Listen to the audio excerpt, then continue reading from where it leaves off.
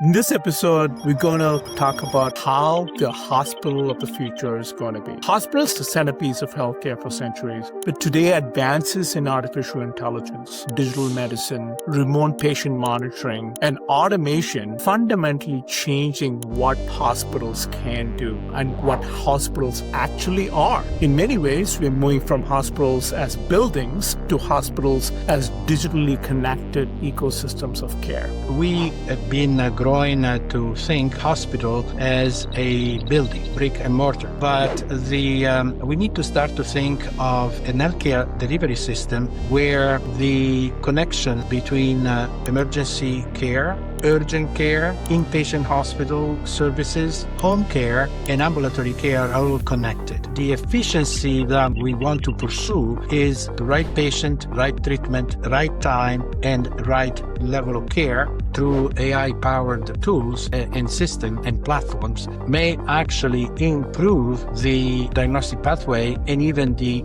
treatment of those patients. Again, doesn't supplement the physician. However, will empower that physician to be more efficient, more knowledgeable, and even get to a diagnosis and treatment faster. The health systems that will adopt this transformation will be leaders. The others that continue to ignore or reject it will disappear.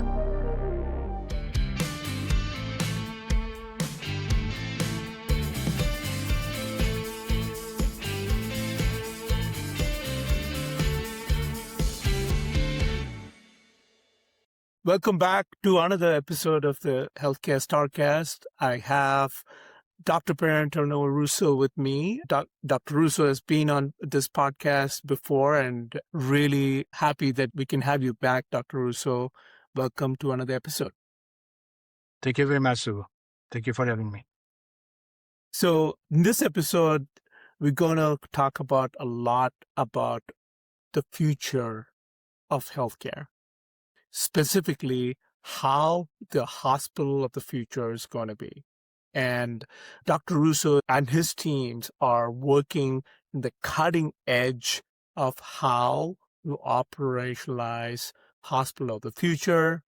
And what does that mean?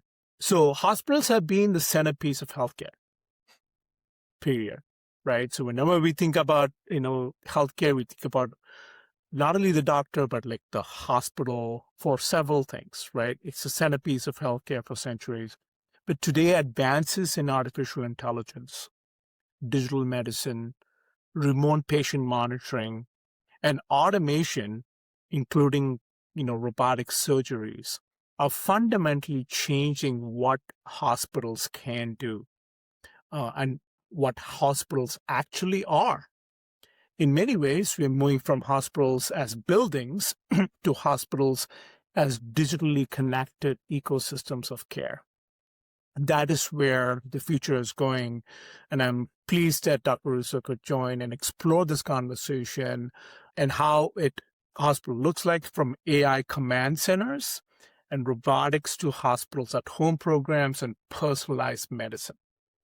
So, Dr. Russo, to frame this for the audience, it's a lot to wrap our brains around this, right? Because hospitals are places where there's so much human connection with the nurses, support staff, and doctors, surgeons, you name it, right? But when we think about the hospital of the future, do you think of it primarily as a physical building or something much broader? Paint the picture for us. Yeah, thank you, Subbu. I think that you're absolutely correct. We have been growing to think of hospital as a building, brick and mortar. But we need to start to think of an healthcare delivery system where the connection between emergency care, urgent care, inpatient hospital services, home care, and ambulatory care are all connected. And we do have the technology to do so. Patients want access. They want access in their own terms, and they want to have convenient access. On the other hand, sometimes, particularly when we deal with unmet social needs, access to care is one of the priority to indeed implement the preventive and proactive care that is absolutely needed. And so when we now discuss the reality of a connected ecosystem, we are thinking of a new concept of healthcare delivery system, which is really a reality already in many parts of the world and even in the US, although still not adopted widespread in a widespread way. So the stop thinking of building and think of a care anywhere, appropriate care for the level of severity that the patient is experiencing, and convenient access. Excellent. So with that, it's easily said than done, right, Dr. Russo? So you and Eversana as a company has been doing some publishing and presenting papers around this, around hospital of the future, and you are in the cutting edge of this, with presenting in really high profile industry conferences, white papers, and research papers around this, etc. So, for the audience, if you could just paint the picture around what Eversana is doing, and where you presented this concept, so that we can frame this first, and then we can jump into the next phase of this conversation. Yeah. So, I mean, clearly, my company, Eversana, has a strong presence in AI-powered tools and develop and deliveries of systems. But in going back to what we were discussing earlier, we should start to think of the hospital of the future and this connected healthcare system being based on 4 pillars. Number one, you want to make sure that you are offering a system which is proactive, which is collaborative with the patients and with physicians, and that guarantees the maximum convenience for access. You want to make sure that the system is digitally integrated, meaning that we can take advantage of all the AI-powered tools, as well as the remote patient monitoring and other digital solutions that are actually providing symptom checkers, for example, and even tablet that allow the patient to learn about self-care. Right? But they need to be all connected, and they need to be connected with the patient own data, with the patient permission, of course. We need to make sure that there is a cross collaboration between departments, because obviously we are discovering every day now that the patients with chronic conditions are patients with multi-organ dysfunctions. And so the nephrologists, the cardiologists, the primary care physicians, the endocrinologists, they all need to collaborate in both in live visit, but also through their cross system of digital connected tools. We also want to predict, right? So instead of saying, well, what happened, and this what happened yesterday, this what happened last year, this what happened last month, we want to predict what happens or what may happen in the next 3 to 6 months if we do nothing, and at the same time predict with high probability what could happen if we are proactive, knowing what we know today about the risk factors of that particular patient, and not that necessarily a population. It is precision medicine and precision targeting. Yeah.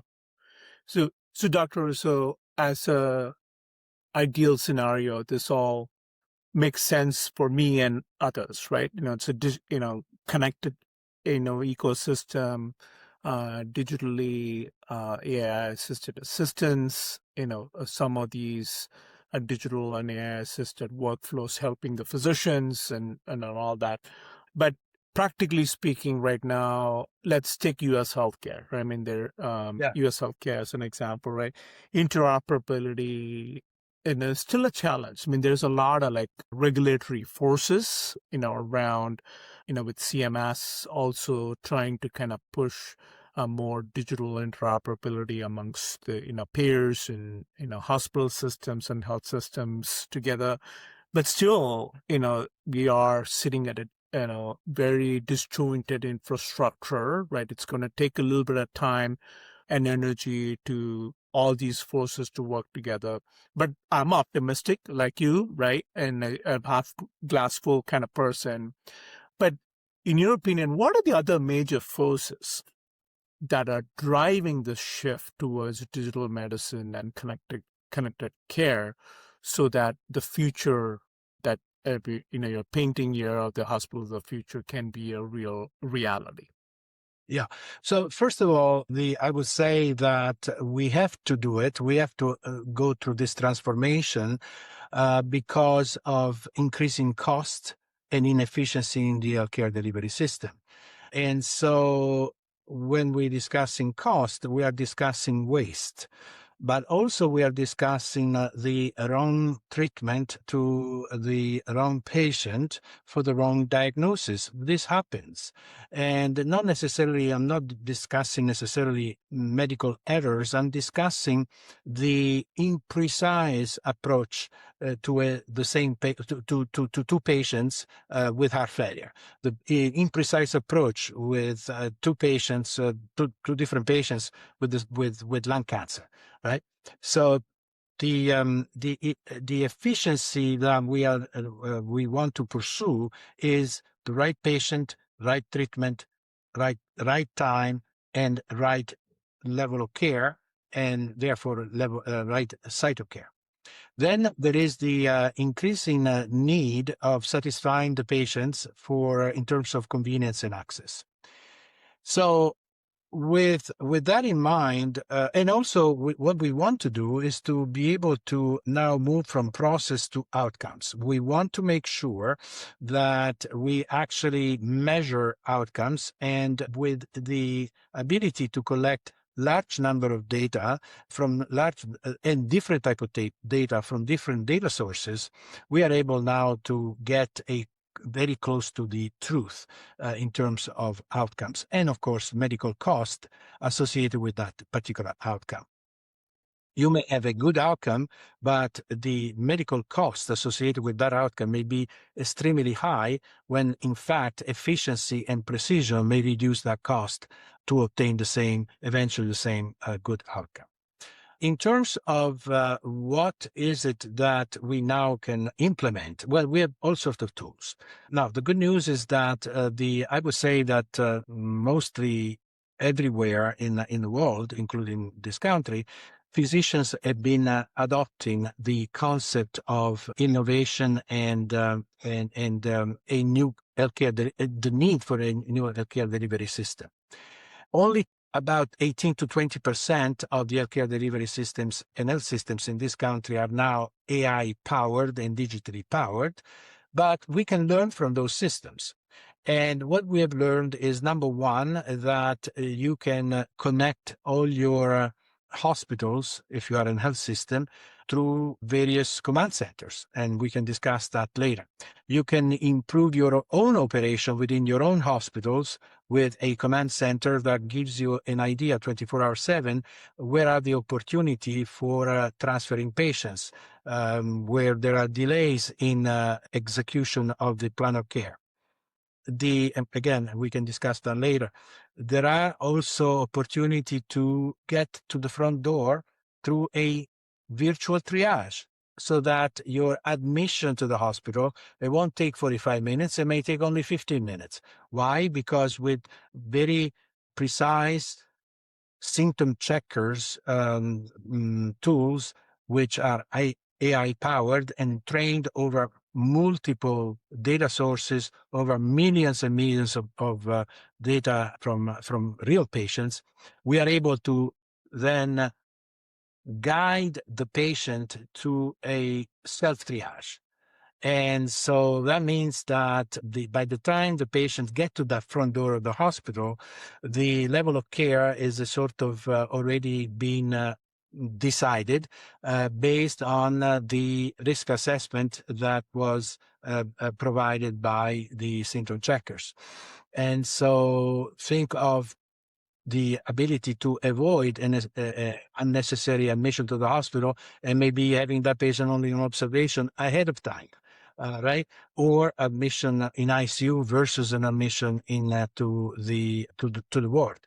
So then within the hospital, having the ability with tablets at bedside, which are continuously connected to the patient EHR and the patient plan of care and fed with the patient plan of care, the patient actually learns about the details of what happens next, what has been found, what the patient can also connect with the doctor, even if the doctor's there, to ask questions. Right. And so the tablets at bedsides are becoming a powerful tool for communication and self-care and asynchronous communication with the physicians.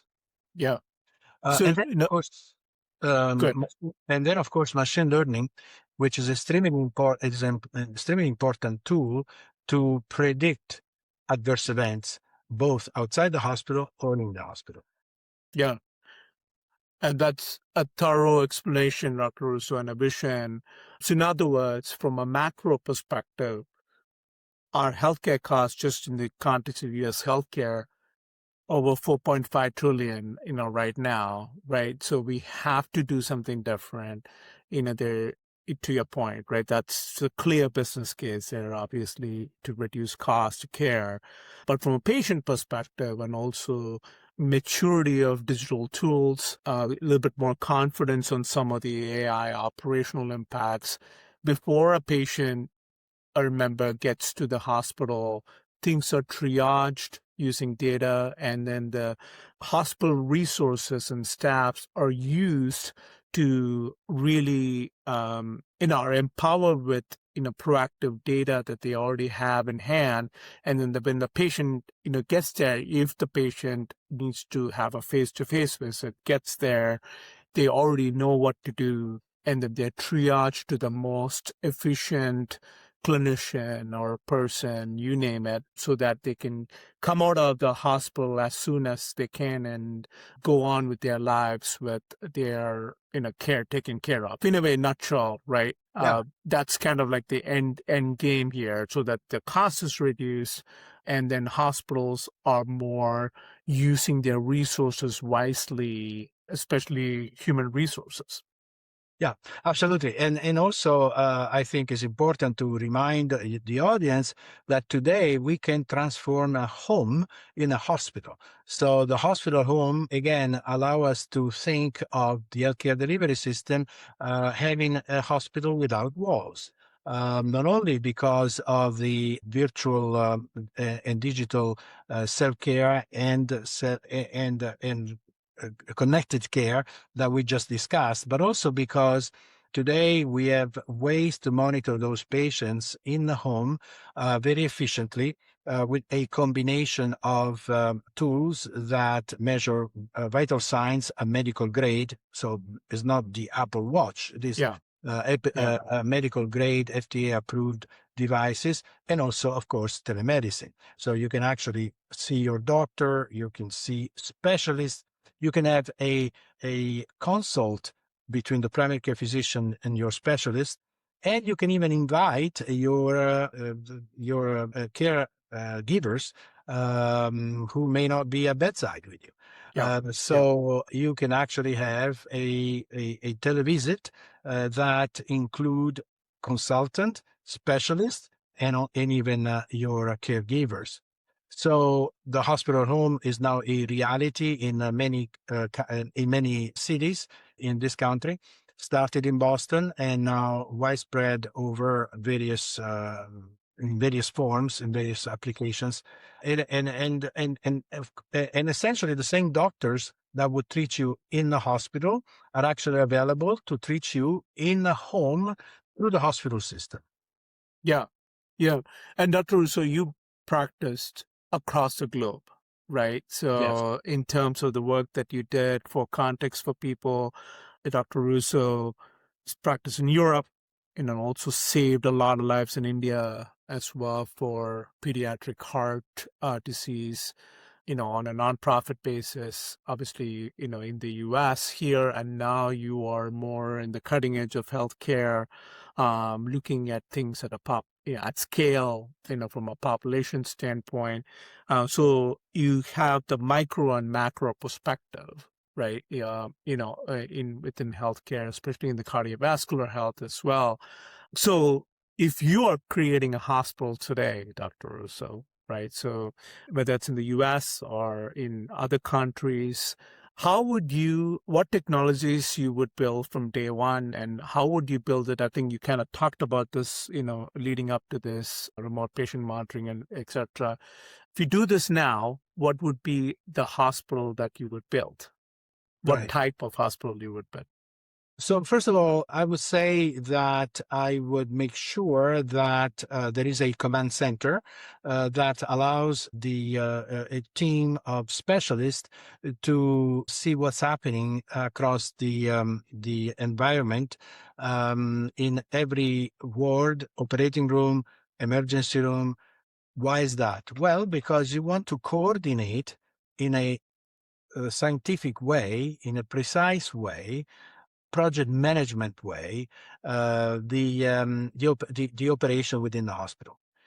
You then want to make sure that physicians spend more time taking care of the patient, having an interaction with the patient, and the same as for nurses. And so think of robot actually that replace some of the functions that are not nursing they are not nursing specific, but nurses do indeed still conduct in the hospital, like changing linen or bringing drugs, bringing food. All of that can be done actually with a robot now. And there are several hospitals in this country that have adopted this technology.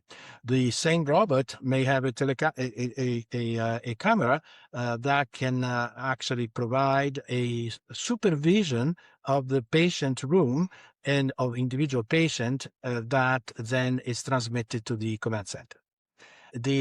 We want to make sure that physicians have the ability to capture all the conversations with the patients and the nurses and the care team in an automated way, and that's possible through various applications that then translate that initial voice recognition into a transcript that then can be further evaluated by the physician, then transformed in a note that it is appropriate for electronic medical records. We want to make sure also that there is a connectivity between the interoperability between that hospital and various medical centers and ambulatory centers that refer to that hospital. So the network must be a connected network, so that if I have a cardiometabolic syndrome, I see the cardiologist today and tomorrow the nephrologist, or the same day I see a nephrologist, and then I see the endocrinologist. An AI agent system capture all the data from those visits into one repository where any of my physicians, as well as myself, if I want to, can have access and review. In addition, any predictive model and analytic services, deep analytic services that I can bring to the hospital, I would, or in the system, I should say, because I want to make sure that there is a supervision, AI-powered supervision of the imaging, of the clinical notes, of the lab test that supplement the physician initial review with federated knowledge. There are more and more evidence that federated knowledge, so knowledge that is captured from all over the world, right, through AI-powered tools and system and platforms may actually improve the diagnostic pathway and even the treatment of those patients. Again, doesn't supplement the physician. However, will empower that physician to be more efficient, more knowledgeable, and even get to a diagnosis and treatment faster. Mm-hmm. So, and the bottom line is that we are at the pivot point. The health systems that will adopt this transformation will be leaders.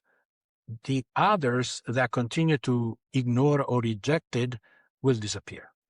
Yeah, that's well said, because as you were talking through those pillars of components of the future of the hospital, Dr. Russo, we already see AI scribe technologies. Most of the doctors I speak to, they love AI scribe technology, right? So it's in use very much now in the last couple of years, and you see momentum gaining in I call it robotic hospital automation.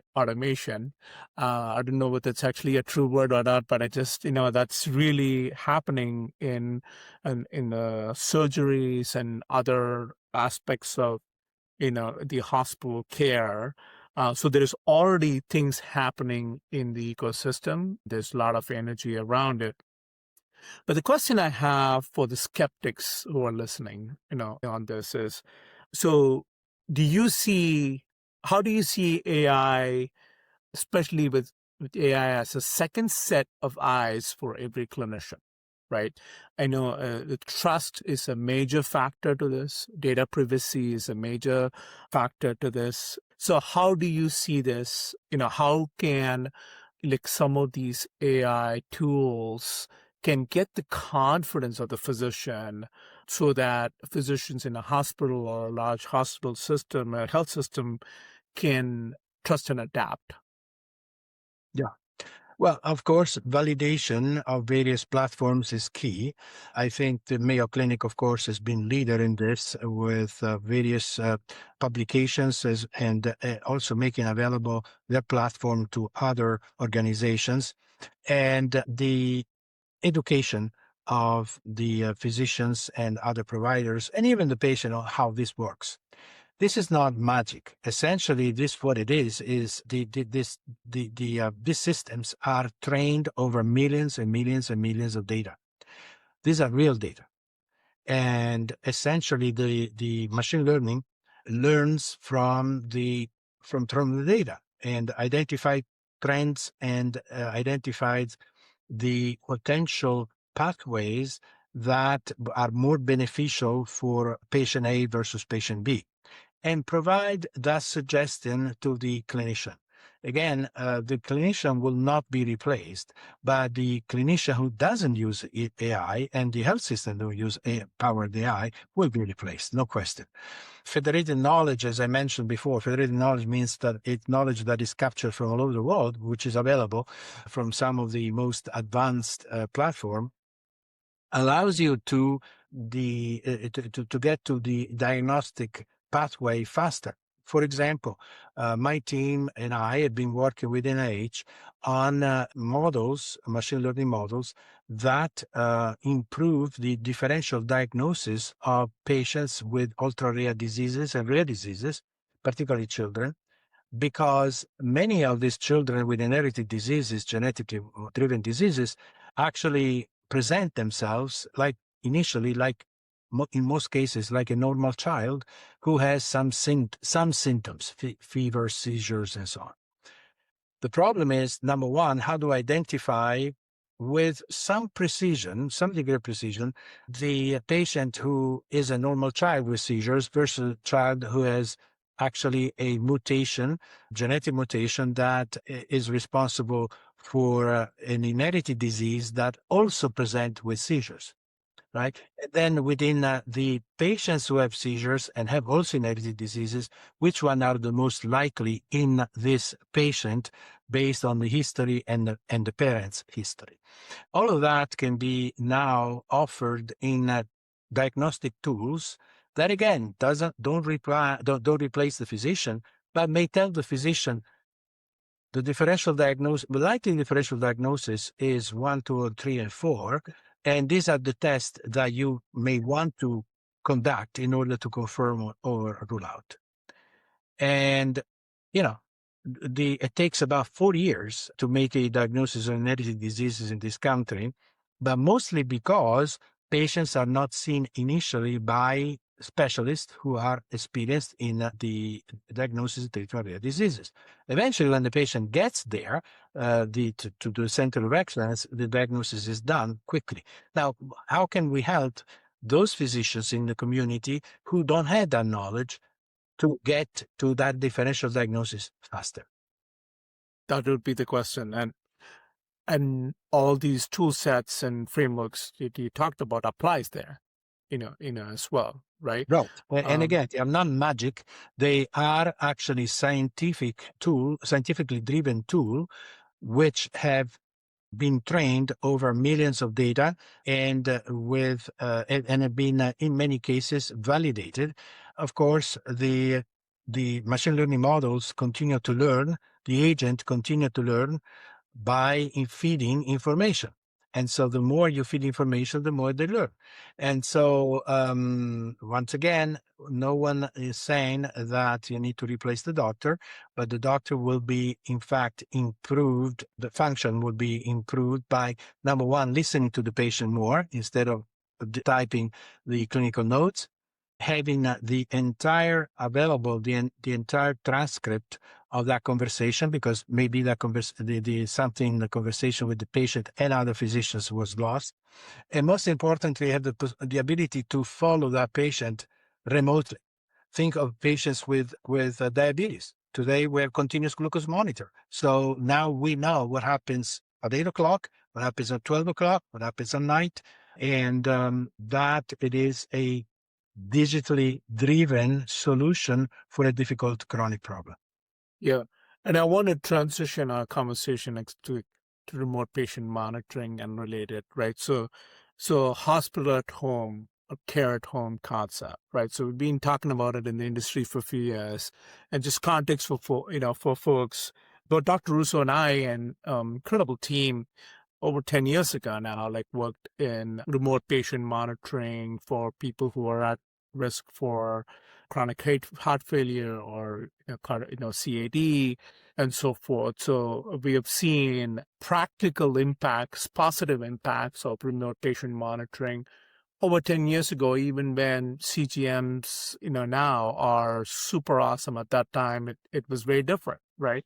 So remote patient monitoring, it allows acute care to be delivered outside of the hospital buildings. And this is actually one of the key concepts that you've been presenting in the frontiers of healthcare in the future of, hospital system, Dr. Russo. So these models, there are real studies, showing that these reduces fewer complications when done correctly, lower cost per patient a day, and so forth, right? The data is clear when it's implemented correctly. So in terms of, having a hospital at home, is this gaining momentum outside the U.S.? How do you see a learning from outside the U.S. can be applied a little bit more in the U.S. as well? I know things are developing here as well, but where do you see some best practices outside of the U.S. being done here? Well, first of all, I have to say that in my last visit teaching at the India School of Business 2 years ago, I found that telemedicine in India is so widespread that has allowed to access to care to individuals and populations that otherwise were in remote villages and or far away from the centers of excellence, and they could not get care. So that just tell you about the importance of digital connectivity, and think of healthcare delivery system outside the hospital, right? Number one. Number two, I would say that certainly through Europe, we have, but also in India and China, there is a continuous improvement in terms of the methodologies that are utilized to predict. So the no question that predictive models continue to improve. And that's important because, again, you were referring to the to our own experience 10 years ago, but we didn't offer remote patient monitor to everybody. With our failure, we identified those patients with higher risk of having 2 or 3 hospitalization within 6 to 7 months, and against historical control, against a cohort population that was not receiving it. And indeed, we identify only with precision those patients who benefit the most. So you're talking about implementation with efficiency, right? And this is why you need prediction, you need predictive models. With respect to the generative AI now is everywhere. And generative AI in the hospital allows you to get reports immediately, allows you to get the discharge summaries immediately. Well, in the past, it would take, it's certainly still now, for those hospitals and health systems that don't use it, don't use this technique, this generative AI, it may take up to 1 week. Today, generative AI allows you to have a discharge summary correct and comprehensive within minutes. You can also predict 48 hours before discharge whether the patient is likely to be discharged at the target date, right? Why is important? Because you want coordination of care, you want transitional care, right? There are agents also, that AI agent systems, so an agentic environment that actually helps with the coordination of referrals, right? And that has been done in the Netherlands, has been done in China, starting to come to here. Here we have a few systems that automating the pre-authorization.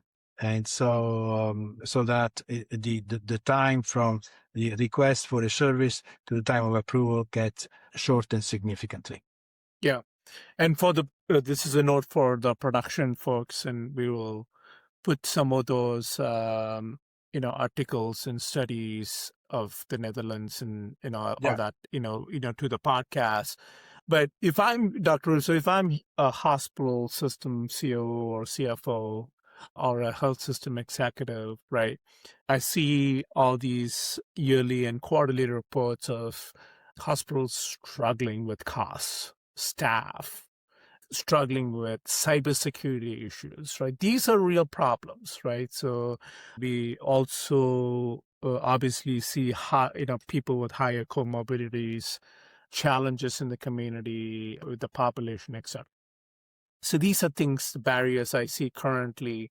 But in your opinion, what are the biggest barriers preventing health systems from adopting these innovations today? And I think you said something that was very, very important. I'll try to, rephrase that for folks.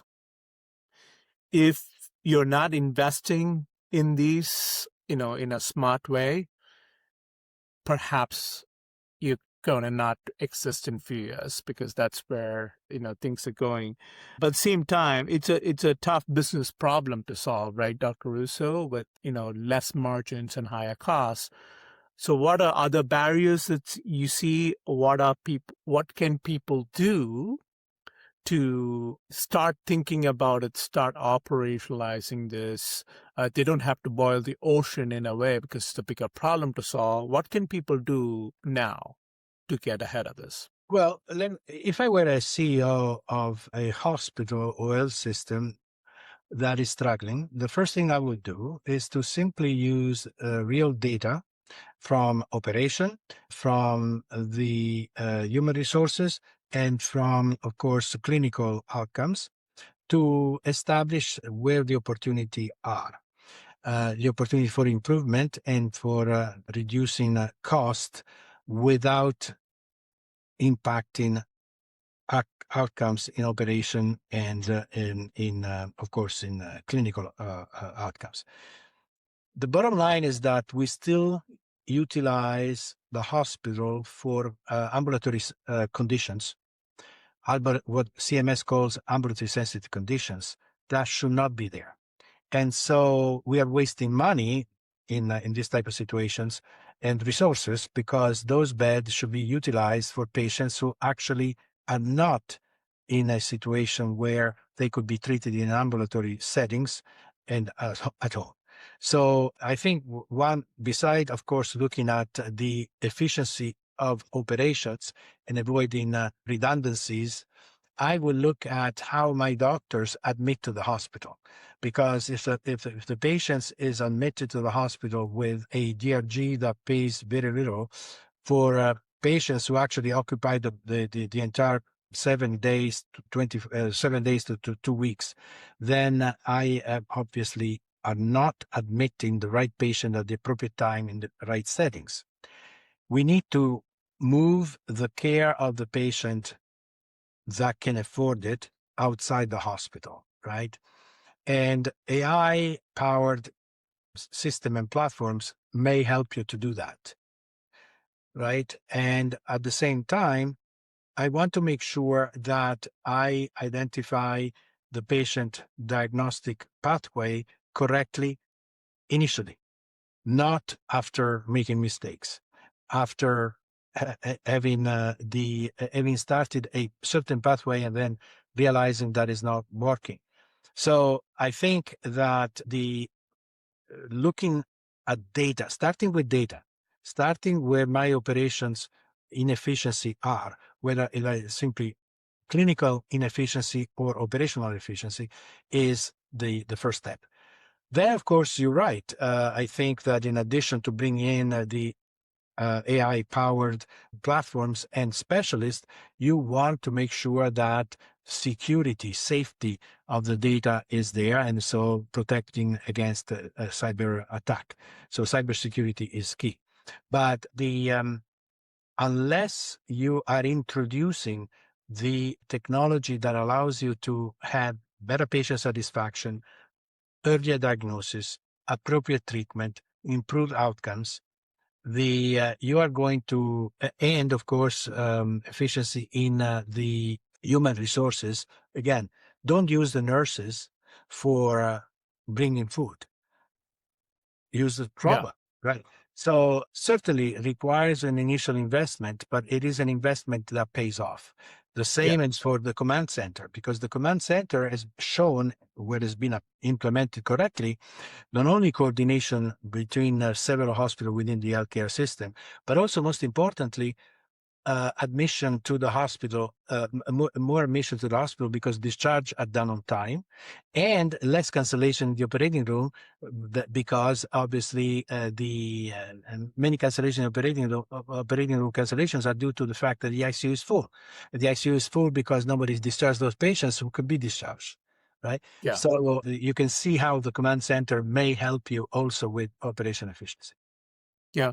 And Dr. Russo, as I think about it, it is clear to me, and the way you talk about this and way we think about this for the future, it's just not about technology or new technology, right? It's about rethinking how care is delivered, where it happens, how patients and clinicians interact, how do we use the best use of the data for that particular, customized for that particular hospital, health system, payer mix, you name it, right? So it's just not about the technology, and the technology comes in to implement what the ideal experience for the patient, needs to be in an ideal care setting and the ideal clinician experience and the use of resources as well, right? Absolutely correct. I completely agree. It is, again, it's the right patient, right doctor, right treatment, right site of care,